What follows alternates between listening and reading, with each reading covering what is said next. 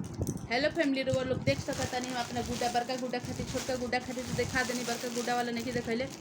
वो दिखा देता नहीं जो कि बहुत ज़्यादा सुंदर एक्सपेंसिव लुक में मंगवैले हैं।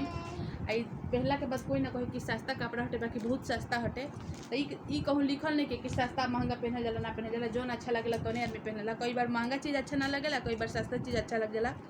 तो खातिर कोनो बात नहीं है।